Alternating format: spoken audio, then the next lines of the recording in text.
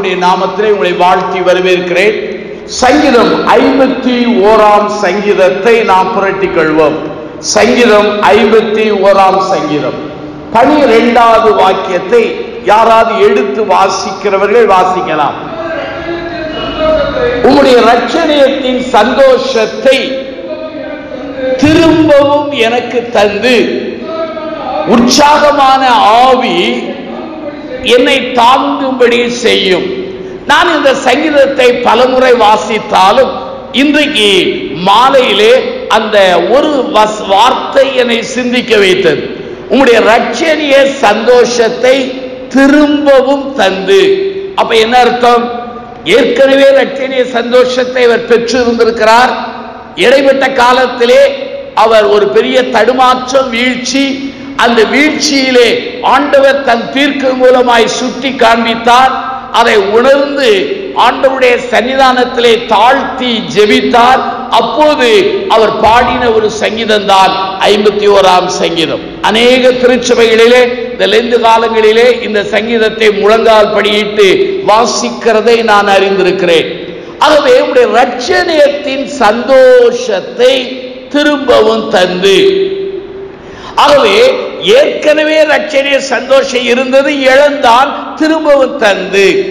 சிலர் வேலை செய்வார்கள், வேலை சஸ்பெண்ட் பண்ணப்படுவார்கள், டிஸ்மிஸ் பண்ணப்படுவார்கள். மறுபடி வேலை கிடைக்கிறது ஒரு பெரிய ஒரு நல்ல ஒரு காரியம்.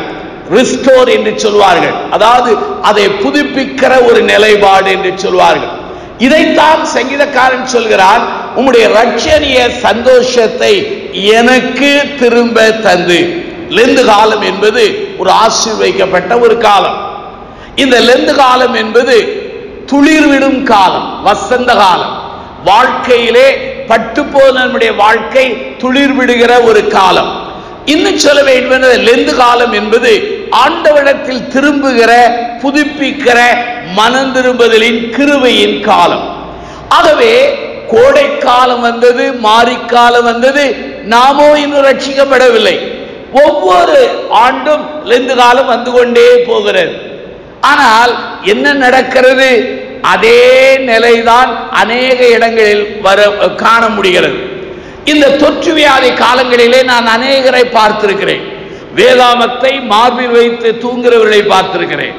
அதே சமயத்திலே தொலைக்காட்சி பெட்டியின் அடியிலே உட்கார்ந்து வசனத்தை கேட்டவர்களை நான் பார்த்திருக்கிறேன். ஆண்டவருடைய சன்னிதானத்திலே ஜெபிக்காதவர்கள், வேதம் வாசிக்காதவர்கள் எல்லாம் ஜெபித்து வேத வாசித்ததை கண்டு மகிழ்ந்திருக்கிறேன். ஆனால் தொற்று வியாதி குறைந்தவுடனே பழையபடி அப்படி வருகிறது. அது ஒரு ஆபத்தான ஒரு நிலைமை. ஆகவே இந்த நாளிலே ஆண்டவர் நம்மை புதுப்பிக்க அழைக்கிறார். இதற்கு ஆதாரமாக ஒரு திருமறை பகுதியை நான் எடுத்துக்கொண்டேன். அது என்ன பகுதி என்றால் லூக்கா 17ஆம் அதிகாரம். தயவு செய்து வேதாமத்தை கொண்டு வாருங்கள். கொண்டு வராதவர்களுக்கு இன்றைக்கு மன்னிப்பு உண்டு. நாளை தினத்திலே கட்டாயம் வேதாமத்தை கொண்டு வர வேண்டும். ஏனென்றால் இது கதா காலட்சேபம் கிடையாது. திருமறையை நாம் படிக்க போகிறோம். என்னுடைய அசைக்க முடியாத நம்பிக்கை என்ன? ஆண்டவரின் வசனம் போகுமானால் அது எதற்காக அனுப்பப்பட்டதோ அதை செய்யாமல் திரும்ப வராது. ஆகவே கையிலே யாவரும் திருமறையை எடுத்து வைத்துக் கொள்ளுங்கள். லூக்கா 17ஆம் அதிகாரம் 11 - 19 வாக்கியத்தை வேத பாடமாக வாசிக்க கேட்டோம். இந்த பகுதியை வாசிக்க வேண்டாம், மனதிலே வைத்துக் கொள்ளுங்கள். இந்த லூக்கா 17ஆம் அதிகாரம் மிக முக்கியமான ஒரு அதிகாரம். இதற்கு ஒரு தலைப்பு என்னவென்றால் The Thankful Samaritan Leper என்று சொல்லலாம். நன்றி உள்ள ஒரு சமாரிய குஷ்டரோகி. லூக்கா நற்செய்தி நூல் ஒரு சிறந்த நற்செய்தி நூல். அவர் சிறந்த எழுத்தாளர், அதாவது சிறந்த வரலாற்று ஆசிரியர். ஆகவே மத்தேயு போல, மார்க்கு போல, யோவான் போல அது எழுதப்படவில்லை. மிக துல்லியமாக எழுதப்படும். இடம் சொல்லப்படும், காலம் சொல்லப்படும், அந்த காரியங்கள் எல்லாம் சரியாக சொல்லப்படும். இந்த லூக்காவை நான் வாசித்த பொழுது ஒன்றை நான் புரிந்து கொண்டேன். முதல் அதிகாரம் முதல் வசனத்திலிருந்து நீங்கள் வாசிப்பீர்கள் என்றால் அங்கே முதல் அதிகாரத்திலே ஆண்டவரின் பிறப்பை பற்றி வருகிறது. லூக்கா 3ஆம் அதிகாரம் 1 - 4ஆம் அதிகாரம் 13 வரை வாசித்தால் the preparation of Jesus ministry. ஆண்டவர் தன்னுடைய ஊழியத்துக்காக ஆயத்தம் பண்ணுவது வருகிறது. லூக்கா அங்கே நற்செய்தி நூல் 4ஆம் அதிகாரம் 14 9ஆம் அதிகாரம் 50 வரை வாசித்தால் ஆண்டவர் கலிலியாவிலே செய்த ஊழியங்கள் அங்கு பதிவு செய்யப்பட்டிருக்கிறது. லூக்கா 9ஆம் அதிகாரம் 51 19ஆம் அதிகாரம் 44 வரை வாசித்தால் மரணத்தை, சிலுவையை எதிர்பார்த்து எங்கே போகிறார்? எருசலேமுக்கு நேராக போகிறார். 19ஆம் அதிகாரம் 45 24ஆம் அதிகாரம் அங்கே கடைசி வசனம் 55 வரை வாசித்தால் அவர் பாடுபட்டது, அவர் உயிரோடு எழுந்தது சொல்லப்படுகிறது. இவ்வளவு அழகாக இருக்கிறது. அப்படியானால் நான் இதை ஏன் சொல்லுகிறேன் என்று சொன்னால், ஆண்டவர் லூக்கா 9ஆம் அதிகாரம் 51ஆம் வசனத்திலிருந்து 19ஆம் அதிகாரம் 44ஆவது வசனம் வரை வாசித்தால் எருசலேமுக்கு நேராக பயணம் செய்கிறார். அப்படியானால் பயணம் செய்கிற காலங்களிலே உள்ள பகுதியிலிருந்து தான் இந்த லூக்கா 17 வருகிறது. ஒரு வேத பண்டிதர் எழுதும் போது இந்த பயண சூழ்நிலையிலே 5 அற்புதங்களை செய்தார் என்றதை எழுதுகிறார். ஆனால் நான் வாசிக்கிற லூக்கா 17ஆம் அதிகாரத்திலே ஒரு குஷ்டரோகியை சுகப்படுத்தவில்லை. எத்தனை குஷ்டரோகி? ஒரு பெரிய வல்லமையான காரியம். ஒரு குஷ்டரோகி அல்ல, 10 குஷ்டரோகிகளை ஆண்டவர் சுகப்படுத்துகிறார். அந்த லூக்கா 17ஆம் அதிகாரம் 11 வாசித்தால் அவர் சமாரியாவிலிருந்து எருசலேம் பகுதிக்கு செல்கிறார். அப்படியானால் என்னுடைய யூகம் என்ன? அந்த பகுதியை கடந்து செல்ல பார்டர், எல்லை வழியாக செல்கிறார். இந்த பார்டர் எல்லையில் தான் அங்கே என்ன நடக்கும் என்றால் குஷ்டரோகியுடைய கேம்ப் இருக்கு, முகாம். ஏனென்றால் ஒரு குஷ்டரோகம் வந்தால் மனைவியோடு வாழ முடியாது, ஆலயத்துக்கு செல்ல முடியாது, சமுதாயத்தில் ஜீவிக்க முடியாது.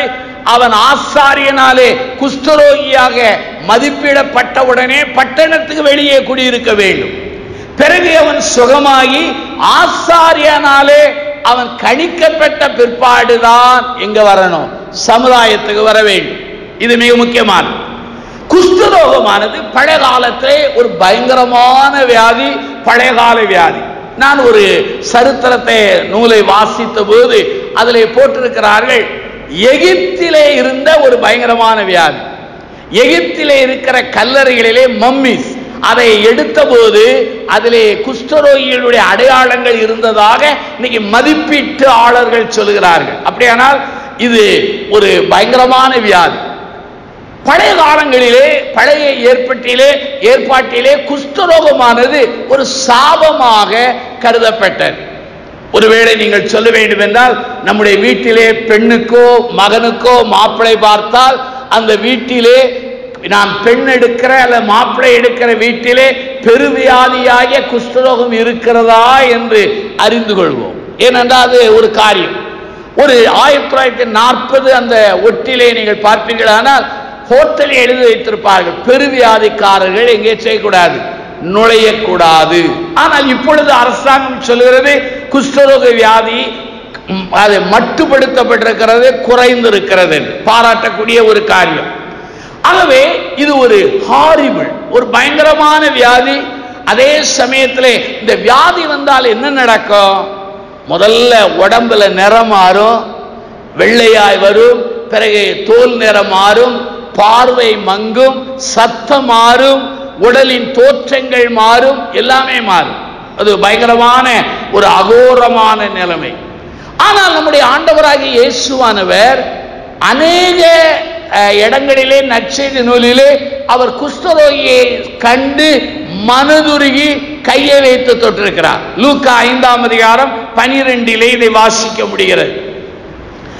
இந்த மக்கள் ஆண்டவர் செல்லும் பொழுது 10 பேர் கூட்டணி அமைத்து தூரத்தில் நின்று ஆண்டவரை சத்தமிட்டு கூப்பிடுகிறார்கள். ஐயரே, எங்களுக்கு என்ன செய்யும், இறங்கும் என்றார்கள். ஏன் தூரத்தில் நிற்கிறார்கள்? அந்த சமுதாயத்தினுடைய கட்டுப்பாடுகள் அவர் அறிந்ததினாலே தூரத்தில் நின்று அவர்கள் கூட்டணி அமைத்து ஆண்டவரை நோக்கி கூப்பிடுகிறார்கள், ஐயரே இறங்கும் என்று. ஆண்டவர் ஒரே மெதடை அவர் கையாளுவதில்லை, இல்லையா? ஒரே மெதடை கையாளுவதில்லை. அவர் ஒவ்வொரு முறையும் ஒவ்வொரு கோணங்களில் அதை பயன்படுத்துகிறார். இங்கே பாருங்கள், குஷ்டரோகியை தொடவில்லை, தூரத்திலே கூப்பிடுவதை பார்த்து சொல்லுகிறார், நீங்கள் போய் ஆசாரியனுக்கு என்ன செய்யுங்கள், காண்பீங்கள். இவர்கள் ஆண்டவரை நோக்கி கூப்பிடுவதற்கு காரணம் என்ன தெரியுமா? முதல் காரணம், ஆண்டவரை பற்றி கேள்விப்பட்டிருக்கலாம். ஆண்டவர் அநேக குஷ்டரோகிகளை சுகமாக்கின அந்த விஷயத்தை இவர்கள் கேள்விப்பட்டிருக்கலாம். இரண்டாவது, ஆண்டவர் மேலே அவர்கள் விசுவாசம் வைத்தார்கள். அதான் ஆண்டவருடைய கம்பேஷன், மனதுருக்கத்தின் மேலே விசுவாசம் வைத்தார்கள். அடுத்ததாக ஆண்டவருடைய வல்லமையின் மேலே என்ன செய்தார்கள், விசுவாசத்தை. அதாவது முதலாவது கம்பேஷன் ஆஃப் காட், இரண்டாவது பவர் ஆஃப் காட், மூன்றாவது என்ன தெரியுமா, ஆண்டவர் எல்லாரை காட்டிலும் உயர்ந்தவர், சுப்பீரியாரிட்டி இல்லையா, உயர்ந்தவர், எல்லா சக்தியை காட்டிலும், எல்லா வல்லமையை காட்டிலும், எல்லா மருத்துவரை காட்டிலும் அவர் சிறந்தவர் என்று சொல்லி அவரை நோக்கி கூப்பிடுகிறார்கள். அருமையானுள்ளே, ஆண்டவர் அவளை பார்த்து சொல்கிறார், நீங்கள் ஆசாரியனுக்கு போய் என்ன செய்யுங்கள், காண்பீர்கள். கொஞ்சம் நீங்க மனசுல கற்பனை பண்ணவே, ஆண்டவர் ஊழியம் செய்த காலங்களிலே ஆசாரியர்கள் வேதபாரகர்கள் ஆண்டவரை ஏற்றுக்கொள்ளவே இல்லை. ஆனா ஆண்டவர் ஆசாரியரிடத்தில் போய் காண்பீங்கள் என்றால் அதனுடைய பொருள் என்ன? முதல் பொருள், ஆண்டவர் நியாயப்பிரமாணத்தையோ வசனத்தையோ அவர் மீறியது இல்லை. ஏனென்றால் லேவியராகமம் 13ஆம் அதிகாரம் 14ஆம் அதிகாரத்தை வீட்டில் போய் வாசித்து பாருங்கள். இரண்டாவது காரியம் என்ன? இந்த 10 பேரும் சுகமடைந்து அங்கு ஆசாரியனிடத்தில் போயிருந்தால் ஆசாரியன் என்ன சொல்லி இருப்பான்? ஒரு காலத்திலே உடலெல்லாம் அழிந்து அல்லது ஒருவேளை அது சீரழிந்த நீங்கள் எப்படி சுகம் பெற்றீர்கள்? அப்போது இவர்கள் சொல்லி இருப்பார்கள், ஆண்டவர் இயேசு எங்களை சுகப்படுத்தினார் என்று சொல்லி இருக்கலாம். இந்த 2 காரணங்களுக்காக ஆண்டவர் அனுப்பினார். அவர் சொல்லுகிறார், நீங்கள் போய் ஆசாரியனுக்கு காண்பீங்கள். நான் இறையில் கல்லூரியில் படிக்கவில்லை, அதை ஒத்துக்கொள்கிறேன். நான் படித்ததெல்லாம் என் கையில் உள்ள 100 ரூபாய் பைபிள் தான். திரும்ப திரும்ப வாசிப்பேன். என்னுடைய 3 தம்பிமாரும் என்னுடைய தங்கை கணவர் எல்லாரும் இறையில் கல்வியிலே அதிகம் படித்தவர்கள். அவர்கள் போட்ட புத்தகங்களை நான் எடுத்து வாசிப்பேன், அவ்வளவுதான். அவ்வளவு படிப்பார். ஒருவர் டாக்டரேட் முடித்தார் இறையிலே, ஒருவர் MTH முடித்தார், இப்படி ஒவ்வொருவராய். ஆனா எனக்கு அந்த பாக்கியம் இல்லை. ஏனென்று சொன்னால் நான் மூத்த மகன். ஆகவே என் தகப்பனாய் இறந்த பிற்பாடு அவ்வளவு பேரையும் படிக்க வைக்க வேண்டிய ஒரு கிருபை எனக்கு கிடைத்தது. ஆகவே அவர்கள் படித்து முன்னேறி ஆண்டவரின் திருப்பணியை செய்கிறார்கள். அருமையானவர்களே, இந்த வசனத்தை வாசித்த பொழுது எனக்கு ஒரு உண்மை புலப்பட்டது. என்ன என்று சொன்னால், ஆண்டவர் இதற்கு முன்பாக சொல்லி இருக்கிறார், கடுகளவு விசுவாசம் இருந்தால் காட்டத்தி மரத்தை பார்த்து நீ கடலில் போய் நடு என்றால் நடைபெறும், மலையை பார்த்து சமுத்திரத்தில் விழு என்றால் விழும். அப்போ விசுவாசம் பெரிதாய் வேண்டாம், சின்ன விசுவாசமா இருந்தால். ஒரு வேத பண்டிதர் எழுதும் போது சொல்லுகிறார், அந்த காட்டத்தி மரமானது 600 வருடங்கள் அது உயிரோடு இருக்குமா. அப்படிப்பட்ட ஒரு மரத்தை பிடுங்குகிறது லேசான காரியம் அல்ல. அந்த அளவுக்கு அந்த சின்ன விசுவாசம் அது பெரிது என்று குறிப்பிடுகிறார். இங்கே பாருங்கள், ஆண்டவர் சொல்லுகிறார், நீங்கள் ஆசாரியனிடத்தில் காண்பீங்கள்.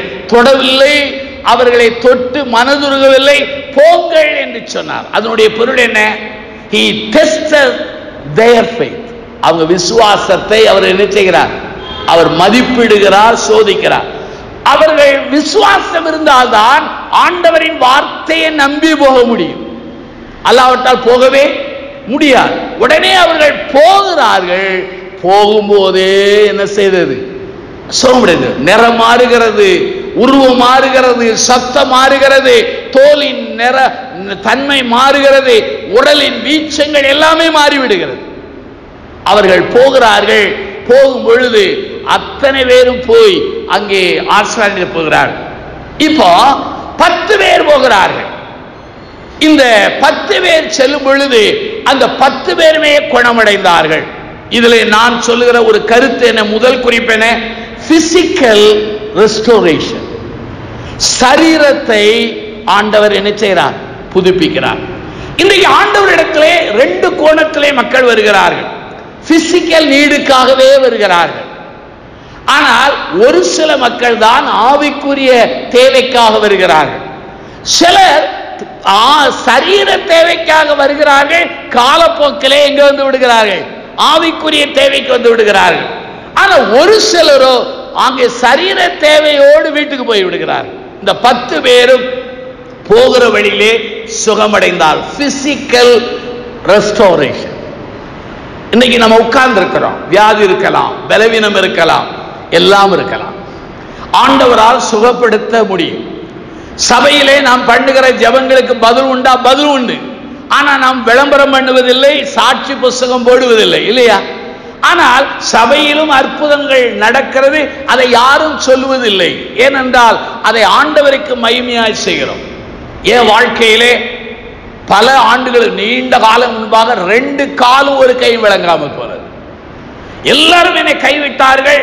ஆண்டவரின் தொடுதலினாலே நான் சுகமடைந்தேன். ஒரு மருத்துவர் சொன்னார், நீ 1 ஆண்டு 2 ஆண்டுகளுக்குள்ளே இறந்து போவாய் என்றார். சொன்ன மருத்துவர் அடுத்த ஆண்டு இறந்து போனார். நான் உயிரோடு இருக்கிறேன். ஆண்டவருடைய சுத்த கிருபை. பிசிக்கல் ரெஸ்டோரேஷனும் உண்டு, அதை மறுக்கவே முடியாது. இந்த அற்புதம் எல்லாம் செய்கிறது யார் தெரியுமா? ஆண்டவர். ஆனா இன்றைக்கு அநேகர் அற்புதம் செய்கிற ஆண்டவருக்கு மகிமை கொடாதபடி தங்களுக்கு சாம்ராஜ்யத்தை கட்டுகிறார்கள், இல்லையா? தங்களுக்கென்று சாம்ராஜ்யத்தை கட்டுகிறார்கள். ஆண்டவருக்கென்று சாம்ராஜ்யம் கட்டுகிற மனிதர் ஆண்டவருடைய சிலுவைக்குள்ளே இருப்பானே தவிர தங்களுக்கென்று சாம்ராஜ்யத்தை கட்ட மாட்டார்கள், இல்லையா? காரணம் என்ன? ஆண்டவருடைய மகிமையை ஆண்டவருக்கு செலுத்துவது. அப்படியானால் ஆண்டவர் எனக்கும் சுகம் கொடுத்தார். அப்படியானால் பிசிக்கல் ரெஸ்டோரேஷன். 2வது குறிப்பு என்ன? எருசலேம் தேவாலயத்திற்கு இவங்க 10 பேரும் நடந்து போறாங்க. நல்ல கவனிங்க. 9 பேர் யூதர்கள், ஒருவன் யார்? சமாரியன். இந்த வியாதியானது யூதனுக்கு தான் வரும் இல்ல, எல்லாருக்கும் வந்துச்சு. இந்த வியாதியானது பணக்காரனுக்கு வந்தது, ஏழைக்கு வந்தது, நாகமானுக்கு வந்தது, இல்லையா? அப்போ வியாதி என்பது அது யாருக்கும் பாகுபாடு வராது. இன்னைக்கு தொற்று வியாதி வந்தது. இன்னைக்கு அந்த தொற்று வியாதினாலே எல்லாரையும் பாதித்தது. ஊழியர்களையும் பாதித்தது, ஊழியம் செய்யாதவனையும் பாதித்தது, பக்திமானையும் பாதித்தது, பக்தி இல்லாதவனே என்ன செய்தது? பாதித்தது. அரசியல்வாதிகளையும் பாதித்தது, ஆன்மீகவாதிகளையும் பாதித்தது. என்ன நடந்து பாருங்க. இந்த 10 பேரோ யூதனுக்கோ சமாரியனுக்கோ எப்படி இப்படிதான் இருக்கும். நம்ம நாட்டில் ஜாதி பிரச்சனை, அந்த நாட்டில் ஜாதி பிரச்சனை இல்லை, என பிரச்சனை. சமாரியன் யாரு?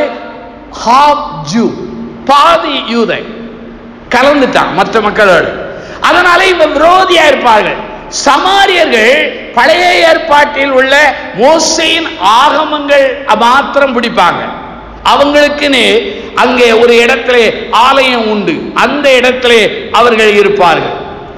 ஆனால் இந்த யூதர்களுடைய ஆலயத்தை நீங்க எடுத்தா முதலாவது வெளிப்பிரகாரம், உள்பிரகாரம், மகாபசலம். இன்னைக்கு பாருங்க, நம்ம சர்ச்சை பாருங்க, வெளிப்பிரகாரம் இருக்கும், உள்பிரகாரம் நாமாராக்கி. மகா பரிசுத்தலம் போல் இருக்கிற ஆல்டருக்குள்ள நானும் நீங்களும் நுழைய முடியாது. அது போல இருக்கிற பிதாக்கள் நுழைவார்கள். அப்போ அதே போல வெளிப்பிரகாரத்தில் யார் இருப்பார்கள்? புறஜாதிகளுக்கு ஒரு இடம் இருக்கு, அதுலதான் புறஜாதி இருப்பாங்க. அவங்க ஆலயத்துக்குள்ள போக முடியாது, யூதர்கள் மட்டும் போக வேண்டும். யூதர்கள் எல்லாரும் மகா பரிசுத்தலத்துக்கு போக முடியாது. எங்க போகணும்? ஆசாரியன் தான் போக முடியும். இதெல்லாம் பழைய ஏற்பாடு. அப்போ இந்த என வித்தியாசம் இருந்தாலும் இந்த வியாதி அவர்களை இணைத்தது. ஒரு காலத்திலே நம்முடைய தமிழ்நாட்டிலே மதமாற்ற சட்டத்துக்கு வந்தது. எங்க பாளையங்கோட்டையில எங்கள் திருநெல்வேலி பேராயர் தலைமையிலே திருநெல்வேலியில் இருக்கிற அத்தனை சபை, அத்தனை பெண்டிகாஸ்டல் எல்லா சபைகளையும் இணைந்து ஒரு மாபெரும் அங்கே பேரணி நடத்தினார்கள். பேராயருடைய கையை அங்கு ஒரு அருமையான பெண்டிகாஸ்டலுடைய பெரிய போதை கைப்பிடித்தார். எல்லாரும் கைதாலாம் பார்த்து ரொம்ப சந்தோஷப்பட்டேன். மதமாற்ற சட்டத்திற்காக ஆண்டவரே தோத்திரன். மதமாற்ற சட்டம் போச்சு, அவ்வளவுதான். மறுபடியும் என்ன செய்தாங்க, அவங்க எக்காலத்தை வைத்து ஊத ஆரம்பித்து விட்டார். இதான் நடக்கு. அப்ப என்ன பாருங்க, இந்த அந்த மதமாற்ற சட்டம் எல்லாரையும் இணைத்தது. அதே போலதான் இவர்களை இணைத்தது எது? வியாதி இணைத்தது. இப்போ 10 பேரும் போகிறார்கள். இந்த அந்த காலத்திலே சீஃப் மெடிக்கல் ஆபீசர் யாருன்னா ஆசாரியர் தான். அவன் தான் ஆபீசர், அவன் தான் சோதிக்கர். அப்ப இந்த 10 பேர் போகும் பொழுது 9 யூதர்கள் ஆசாரியனாலே சோதிக்கப்பட்டு அவர்களை அங்கீகரித்த பிற்பாடு அவர்கள் ஆண்டவருடைய சமூகத்திலே சில பலிகளை செலுத்திவிட்டு எங்க நுழைஞ்சிருவாங்க? ஆலயத்துக்குள்ள நுழைஞ்சிருவாங்க. ஆனா சமாரியன் நுழையவே முடியவே முடியாது. அந்த சமயத்திலே சுகமடைந்த சமாரியன் யோசிக்கிறான். அங்கே ஆலயம் இருந்தது, ஆனா அந்த ஆலயத்திலே தேவனுடைய மகிமை கொஞ்சம் கொஞ்சமாய் போய்கொண்டே இருந்து விட்டது. ஆகவே இவன் யோசித்தான், ஆலயம் யார்? ஆண்டவர் தான் ஆலயம். அவர் ஏனென்றால் யோவானிலே அழகாக சொல்லுகிறது. என்ன சொல்லுகிறது என்று சொன்னால், அங்கே அவர் ஆண்டவராகிய இயேசு கிறிஸ்துவிலே மகிமை தங்கி இருக்கிறது. அங்கே யோவான் 1ஆம் அதிகாரத்திலே அந்த வசனம் வருகிறது. யோவான் 1ஆம் அதிகாரம் 14 அது வருகிறது. அதே யோவான் 2ஆம் அதிகாரம் 18 பாருங்கள், இந்த ஆலயத்தை இடித்து போடுங்கள், நான் 3 நாளைக்குள்ள என்ன செய்வேன். அவர் ஆலயத்தை சொல்லவில்லை, எதை சொன்னார்? அப்ப என்ன தெரியுமா? ஆலயம் யார் தெரியுமா? ஆண்டவராய் இயேசு. அப்போ யோவான் 1ஆம் அதிகாரம் 14 பார்த்தால் அவருடைய மகிமை பிதாவின் மகிமைக்கு ஒப்பதாக இருந்தது. மகா பரிசுத்த ஸ்தலத்துக்குள்ளே ஆசாரியன் தான் போக வேண்டும். இங்கே மகா பரிசுத்த ஸ்தலமாக ஆண்டவராய் இயேசு இருக்கிறார். அவன் எங்க வர? அங்க போகல, நேர சத்தமிட்டு கொண்டே வருகிறான். 9 பேர் அங்கே ஆசாரியனை சோதிக்கப்பட்டாங்க, பலி செலுத்தினாங்க, ஆலயத்துக்குள்ள நுழைந்தாங்க, தன் குடும்பத்துக்கு போனாங்க, அப்படி போயிட்டாங்க. ஆனா இவன் ஒருவன் ஆலயத்துக்குள்ள போகல. என சமுதாயத்தினுடைய பிரிவினைகள், அதனுடைய எல்லை கோடுகளை அவன் அறிந்ததினாலே ஆண்டவர் தான் தெய்வம், ஆண்டவர் தான் அவர் ஆலயம் என்று அறிந்து கொண்டு நேராக ஆண்டவரிடத்திலே சத்தமிட்டு வருகிறார். இந்த சத்தமிடுகிற வார்த்தை வேதாகமத்திலே பல இடத்துல வருது. எலிசபெத் மரியாளை பார்த்தபோது சத்தமிட்டு அவள் என்ன செய்தார்? அவள் சொல்லுகிறாள். லூக்கா 1:42 வருகிறது. அசுத்தாவி பிடித்த மனிதன் சத்தமிட்டு, நீரே தேவனுடைய குமாரன், உமக்கும் எனக்கு என்ன என்று சொல்கிறார்கள்.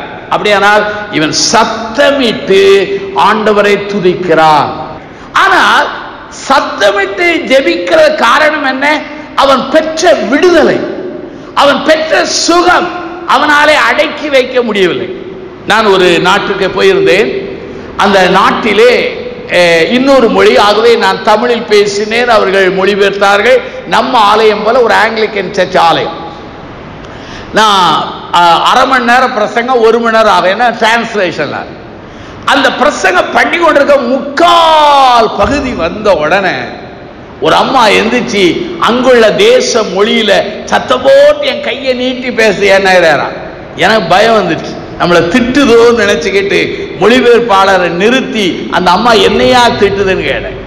அந்த அம்மா என்ன சொல்லிச்சான், 65 வயது வரை 2 காது கேட்காதான். பிரசங்கம் கேட்டுக்கு முன்னே காது திறந்துச்சு. அதனால பிரசங்கத்தெல்லாம் கவனிக்கல, சத்தமிட்டு இயேசுவே உமக்கு தோத்துறேன். உடனே அப்போது இருக்கிற போதகர் சொன்னார், ஐயா பழைய காலத்துல கேமராமேனை அழைச்சிட்டு வர, அவங்களையும் உங்களை வச்சு ஒரு போட்டோ பிடிக்கும். எதுக்கு யான்னு கேட்டேன். பின்னால சுவரொட்டி ஒட்டினா இதை என்ன செய்யலாம், போடலாம். நான் அப்படியான்னு சொல்லிட்டு மெதுவா பின்னால போய் ஒரு வாகனத்தை பிடித்து நான் தங்குற இடத்துக்கு போயிட்டேன், போட்டோ எடுக்கல. உடனே போதகர் என் வீட்டுக்கு அந்த இடத்துக்கு வந்தா, ஏன் நீங்க போட்டோ எடுக்கல? நான் சொன்னேன், அந்த அம்மாவுக்கு நான் ஜெபம் பண்ணல, நான் தொடல, நான் விடுதலை கொடுக்கவே இல்லை, எல்லாம் கொடுத்தது யாரு? ஆண்டவர். இதை வச்சு நான் சுவரொட்டியை அடிச்சு நான் ஒட்டினா 100 செவிடம் வருவான், ஒருத்தனுக்கு சுகம் கிடைக்காது. அவன் அடிக்கிற அடியில ஏன் காது என்ன செய்யும், போயிருந்தேன். ஏன் தெரியும்? உண்மை. சுகம் வந்து ஆண்டவர் தான் கொடுக்கிறார், சரி நாங்கள் அல்ல. அப்படியானால் அருமையானவர்களே, இந்த மனிதன் தான் பெற்றுக்கொண்ட அந்த மகிழ்ச்சியை அவனால் தாங்க முடியவில்லை. அதனால உரத்த சத்தமிட்டு வருகிறான். அது மாத்திரமா? ரெண்டாவது, அந்த உரத்த சத்தமிடுகளே அந்த நன்றி உணர்வு வருகிறது. 10 குஷ்டரோகிகளிலே ஒரு குஷ்டரோகிக்கு தான் நன்றி இருந்தது, 9 பேருக்கு என்ன வரல? தேவாலயத்துக்கு போய் நன்றி செலுத்துறாங்க. அவங்க ஓல்டு ரிலிஜன்ல அப்படி போயிட்டு இருந்தாங்க, பழைய ஓல்டு. ஆனா இவன் ஒருத்த நன்றி செலுத்த வருகிறான். ஆண்டவருடைய வருகையின் காலம் நெருங்கி விட்டது. இன்றைக்கு நன்றி இல்லாதவருடைய சதவீதம் கூடிக்கொண்டே இருக்கிறது. தேசத்திலும் அப்படித்தான், சபைகளிலும் அப்படித்தான், குடும்பங்களிலும் அப்படித்தான். நன்றி இல்லாதவருடைய சதவீதமானது கூடிக்கொண்டே இருக்கிறது. தீமோத்தேயு நிருபத்திலே பவுல் எழுதும் போது கடைசி காலத்தின் அடையாளம் என்று பட்டியலிடும்போது சொல்கிறார், நன்றி இல்லாதவர்கள் எழும்புவார்கள். பல பட்டியல், அதில் ஒன்று வருகிறது, நன்றி இல்லாதவர் எழும்புவார்கள். அப்படியே நான் முதலாவது நன்றி செலுத்தினான், இரண்டாவது அவர் பாதத்தில் என்ன செய்தான்? விழுந்தான். விழுகிறது சரண்டர், அர்ப்பணிக்கிறான். இன்னொரு பொருள் என்ன?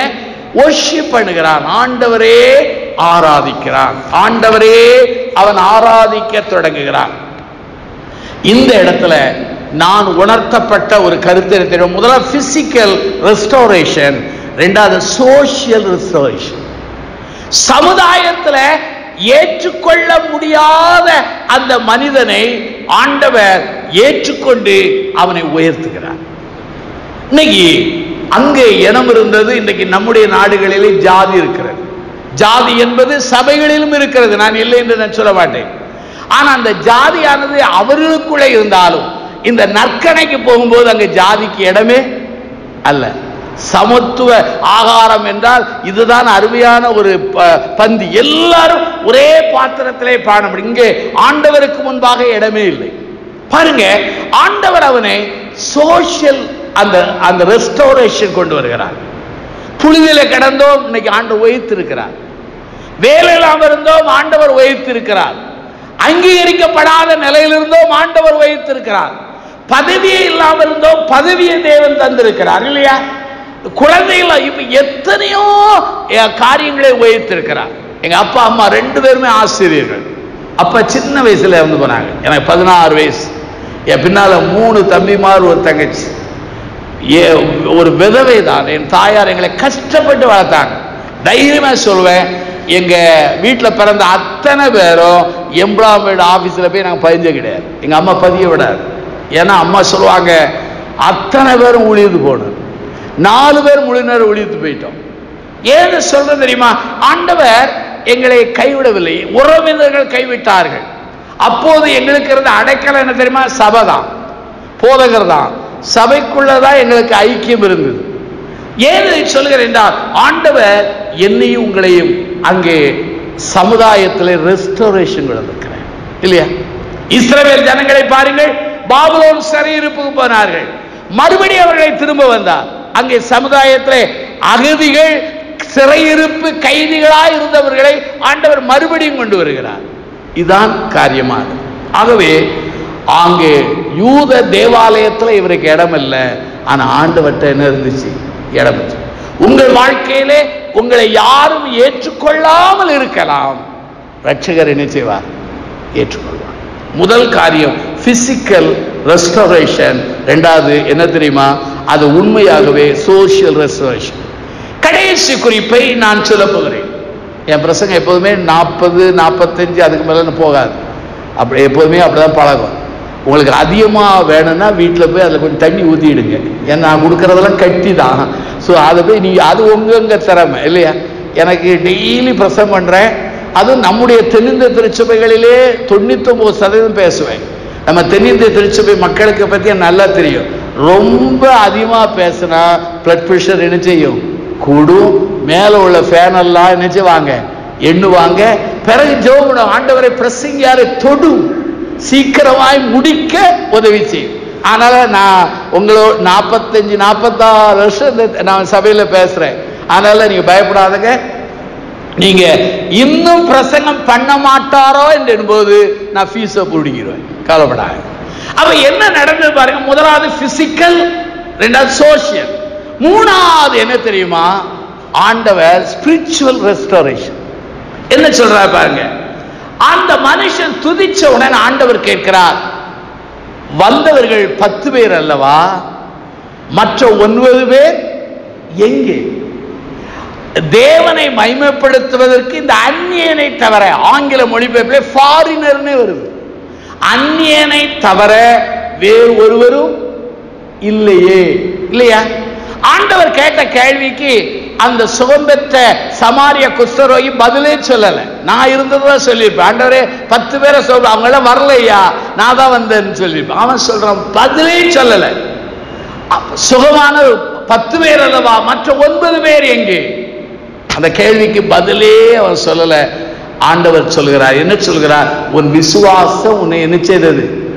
ரட்சித்தது. அப்போ அந்த குஷ்டரோக சுகமானது முதல் அற்புதம், ஃபர்ஸ்ட் ஹீலிங். இரண்டாவது அற்புதம் என்ன தெரியுமா? அந்த மனிதனுக்கு ஆண்டவர் சொல்கிறார், உன் வியாதி சுகமான, உன் விசுவாசம் உன்னை ரட்சித்தது என்று சொல்லி அனுப்புகிறார். ஒரு பேராயத்துல இந்த லூக்கா 17ஆம் அதிகாரத்தை இன்னொரு கோணத்துல நான் பிரசங்கம் பண்ண போயிருந்தேன். அந்த சபையில பேசும் பொழுது நான் எடுத்த டெக்ஸ்ட், அந்த வசனம் என்ன, மற்ற 9 பேர் எங்கே? அந்த வார்த்தையை சொன்ன உடனே சபையில ஒரே சலசலம். எனக்கு ஒரு சந்தேகம், வசனத்தை மாற்றி சொல்லிட்டாரான்னு பார்த்தா கரெக்டா வசனம் தான். மற்ற 9 பேர் எங்கே? மறுபடியும் சபையில சலசலம். இனி இந்த சலசலப்பை பார்த்தா பிரசங்கம் பண்ணவே வேகமான பிரசங்கம் போயிட்டு இருக்கு. அந்த சபையில நம்ம தென்னிந்திர தான், அந்த சபையில பிரசங்கம் முடிச்ச உடனே போதகரும் நாங்களும் அந்த ஆராதனை முறைப்படி வாசல், இப்ப கொயரோட போய் வாசல் நின்னோம். எல்லாரும் போதகருக்கு வணக்கம் போட்டாங்க, எனக்கு வணக்கம் போட்டாங்க. ஒரு பெரிய ஐயா வந்து என் கையை வலி எடுக்கிறவங்கள குலுக்கிட்டே இருந்தார். நான் எப்படா அவர் விடுவாருன்னு பார்த்தேன், விடவே இல்லை. அப்போ அவர் சொன்னார், உங்களுக்கு தீர்க்க தரிசனம் வர இருக்கியானார். எப்படின்னு கேட்டேன். எனக்கு கிடையாது யார் இருக்கியானார். எப்படி உங்களுக்கு தெரியன? எங்க சபையில 10 மூப்பர்கள். இன்னைக்கு கோயிலுக்கு வந்தது ஒண்ணுதான். கோயிலுக்கு வந்தது என்னதான்? ஒரே ஆள் தான். கரெக்டா சொன்னீங்க. நான் தலைக்கு மேல ஒரு பெரிய கும்பிடு போட்டு ஓடிட்டேன். இதுக்கு மேல இருந்தா நம்ம பாடு ஆபத்து. இங்க பாருங்க, ஆண்டவர் கொள்கிறார், மற்ற 9 பேர் எங்கே? நன்றி செலுத்துகிற ஒரு மனிதனுக்கு ஆண்டவர் கூடுதல் ஆசீர்வாதத்தை தரார். நன்றி செலுத்தாதவனுக்கு அவன் பெற்றுக்கொண்ட ஆசீர்வாதத்தோடு என்ன செய்யும்? அப்படி நிற்கும். நன்றி செலுத்தி பாருங்கள், நன்றி செலுத்தி வாழ்ந்து பாருங்கள், நன்றி செலுத்தி ஆண்டவருக்காக உழைத்து பாருங்கள், கொடுத்து பாருங்கள், என்ன நடக்கும் தெரியுமா? ஆண்டவர் கூடுதலான ஆசீர்வாதம். இவன் நன்றி செலுத்தினாலே மற்ற 9 பேருக்கும் பிசிக்கல் ஹீலிங் கிடைச்சிச்சு. ஆனா இவனுக்கு என்ன கிடைக்கும் தெரியுமா? ஆன்மீகத்துல உன் விசுவாசம் உன்னை என்ன செய்தது? நீ சமாதானத்தோடு போய் என்று சொல்கிறான். அப்படியானால் இந்த ரட்சிப்பை அவனுக்கு தருக நித்தியது. அப்படியானால் நம்முடைய ஆவிக்குரிய அந்த ஹீலிங் என்பது சரீர ஹீலிங்கை காட்டிலும் பெரியது. ஆவிக்குரிய ஹீலிங் என்பது நாம் சேர்க்கிற சொத்து சுகத்தை காட்டிலும் என்னது? பெரியது. ஆவிக்குரிய ஹீலிங் என்பது உண்மையாகவே எதை காட்டிலும் பெரியது என்று சொன்னால், நாம் சேர்த்து வைக்கிற ஆஸ்திகளை காட்டிலும் பெரியது. ஆண்டவராய் இயேசுவிடத்திலே ஒரு திமிர்வாதம் பிடித்தவரை 4 பேர் தூக்கி கொண்டு வருகிறார்கள். ஆண்டவர் சொல்கிறார், உன் பாவங்கள் உனக்கு மன்னிக்கப்பட்டது. உடனே எல்லாரும் முறுமுறுக்கிறார்கள். உடனே ஆண்டவர் சொல்கிறார், வியாதியை சுகமாக்குறது எளிதா, பாவங்களை மன்னிப்பது எளிதா? அது பொருள் என்ன தெரியுமா? வியாதியை சுகமாக்க மருத்துவர் உண்டு, எத்தனையோ பேர் உண்டு, வழிகள் உண்டு. ஆனா பாவத்தை மன்னிப்பதற்கு மனுஷகுமாரனாகிய என் தெய்வமாகிய அவருக்கு மாத்திரம் உரிமை உண்டு என்பதை அவர் சொல்கிறார். அவர் சொல்ற, உன் பாவங்கள் உனக்கு மன்னிக்கப்பட்டது என்று சொன்னார். அது மன்னிக்கப்பட்ட போது வியாதியும் தன்னாக போய்விடும். ஆகவே இந்த மனிதனுக்கு நன்றி செலுத்துவனுக்கு கூடுதலான காரியம், நன்றி செலுத்தி அவன் விசுவாசத்தோடு தன்னுடைய சமாரிய தேவாலயத்துக்கு செல்லாதபடி ஆண்டவரிடத்திலே வந்ததினாலே, ஆண்டவரை புரிந்ததினாலே, ஆண்டவரை அறிந்து கொண்டதினாலே ஆண்டவர் சொல்கிறார், உன் விசுவாசம் உன்னை ரட்சித்தது, நீ சமாதானத்தோடு போகிறது. அப்போ பிசிக்கல் ரெஸ்டோரேஷன், சோசியல் ரெஸ்டோரேஷன் நின்று விடக்கூடாது. அடுத்து என்ன வரணும்?